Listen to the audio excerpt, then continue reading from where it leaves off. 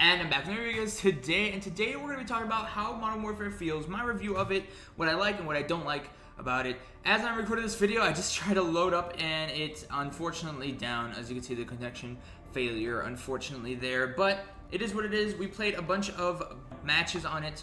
I'm going to be uploading, I guess, like a highlights video of a lot of my rounds that I played tomorrow, and just kind of like going over some of the cool stuff that they have in the game, as well as, you know, how I've been playing on it, to be completely honest. This video is going to be more of a talkative sit-down video, so forgive me if there's no gameplay, just letting you guys know.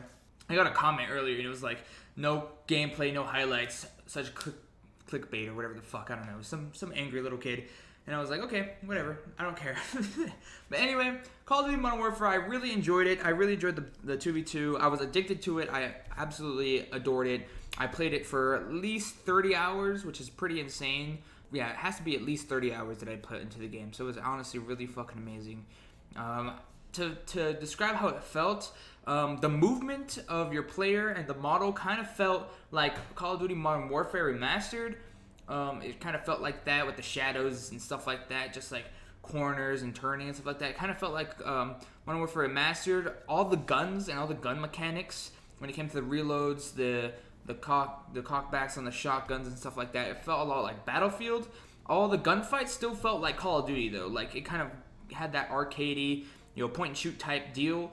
A lot of the sniping was really fun. I think all the guns are now projectile bullets, not a hit scan, so that's pretty cool.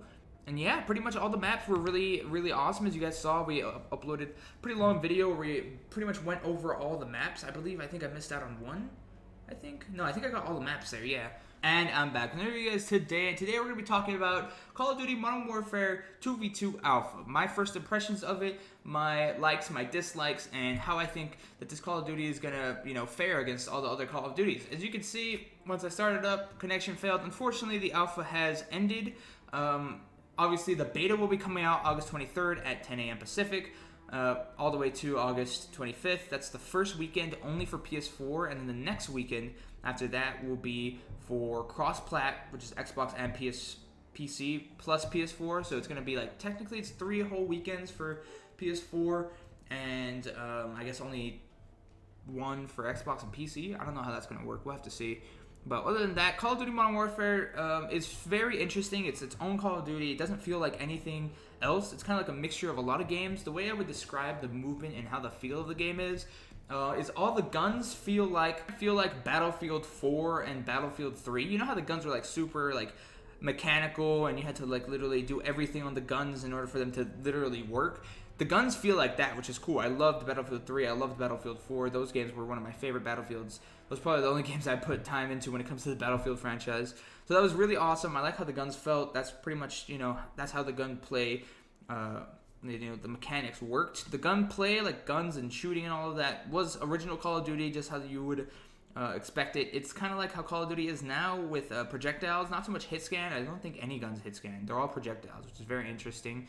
So it was very interesting to see how those worked with Battlefield mechanics. And all the sounds and player models and shadows really resembled a lot of Modern Warfare, like Call of Duty 4 Modern Warfare. So it was very interesting on how that played. I felt like the time to kill was very similar to Black Ops 1. Not Modern Warfare. I think like Modern Warfare, like COD 4 Modern Warfare, time to kill was super fast compared to this. And maybe just we were using weird guns. We were using shotguns and pistols that were obviously going to take a lot of time to kill anyway. So it was very interesting to see how that would work when it came to the gunplay. Overall, I feel the game worked really well. A lot of people were saying it looks clunky, but it plays the complete opposite. It plays super smooth. Some of the grainy side of the game was okay. You can always just turn film grain down. The only bad thing about it is it would turn back on sometimes, and same thing with motion blur. If you have motion blur, it literally it trashes the game. But if you turn it off, it plays so much better. I love it so much without film grain. I hope that I maybe even get a PS4 Pro to make it look pristine in the the graphics. But we'll have to see if that comes to fruition. One thing I don't like about this game so far, at least in the alpha, is the amounts of bullet punch some of the guns have.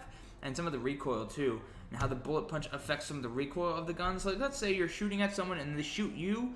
That bullet punch is gonna hurt so much that it's gonna pop your gun up, and it might even result in that person that's getting shot headshotting the guy that shot him back.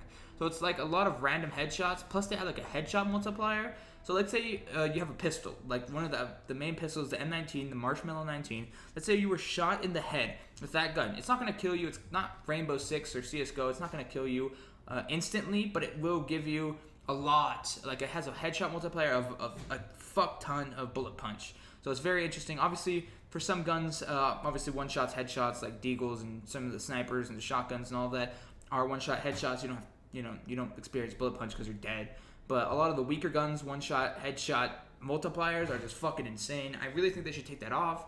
Bullet punch is very interesting when it comes to Call of Duty. I feel like it makes Call of Duty more realistic, and it makes it a little bit more competitive on, handling your recoil. But at the same time, it leads to a lot of randomness, and you die by a lot of randomness, headshots and stuff like that, which is unfortunate.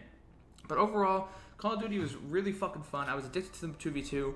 All the maps that they had were like small versions of the big maps that are probably going to come out in the beta.